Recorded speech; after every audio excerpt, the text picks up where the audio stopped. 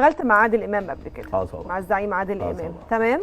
معروف دايما عن عادل امام ان هو بيحافظ على الكرو بتاعه، او اللي بيشتغل معاه عمل واثنين وثلاثه واربعه. ليه انت ما اشتغلتش معاه غير عمل واحد؟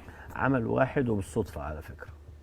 يعني انا كنت بديل لهنيدي في الفيلم ده، ان هنيدي ما اشتغلش، فالاستاذ كلم الله يرحمه الاستاذ محمد زين كان المنتج الفني، وقال له هاتوا لي علاء. كنت انا ساعتها في المسرح، وجولي المسرح قالوا لي تعالى كلم الاستاذ عادل، ورحت له المكتب شركه الانتاج واشتغلت الدور، وقالوا لي انت جاي بديل هنيدي. وانا اشتغلت عشان عايز اشتغل مع عادل امام، ولكن ما حصليش الفرصه او الشرف ده تاني. ليه السبب؟ انا لحد دلوقتي ما اعرفش، ولكن اتمنى اشتغل مع عادل امام.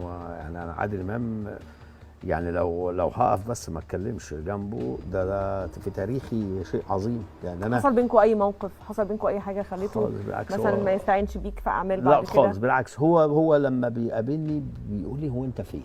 يعني دايما يسالني السؤال ده، انت فين يا ابني؟ انت بتروح فين؟ هو ما بروحش، انا موجود. بس هي الفكره ممكن ما جتش على باله اثناء ترشيح او كده، لكن هو بالنسبه لي ورايه فيا ان انا ممثل كويس. يعني قال ده في كذا محفل وقالها لي، قال لي انت ممثل شاطر، ولكن مش عارف يعني يمكن حظي وحش.